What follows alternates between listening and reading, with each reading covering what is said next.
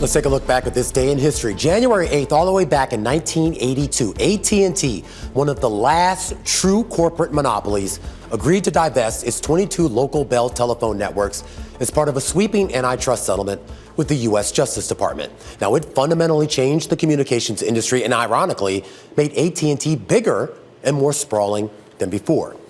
Now, you need to understand that in the 20th century, AT&T, which traces its roots back to the 19th century, was the dominant phone company.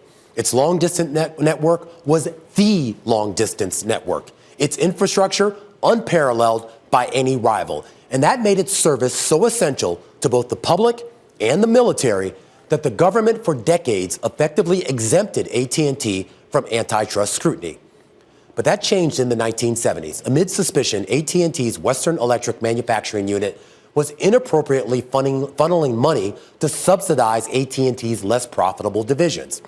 Now, AT&T had never really disputed that. In fact, it actually claimed it was a so-called natural monopoly. That's where its dominance wasn't intentional, but rather a byproduct of its low prices relative to would-be competitors. And those low prices wouldn't exist without the profit subsidization practices it had employed. And to be fair, regulated monopolies like AT&T, they weren't uncommon.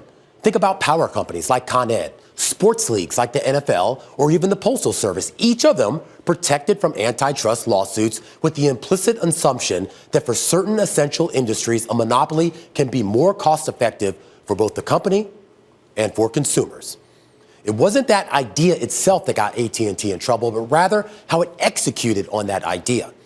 A decade-long antitrust battle ensued, with settlement finally reached in 1982 on this day, and the AT&T Bell system eventually broken up in 1984 into 7 baby bells. And that brings us to our question of the day.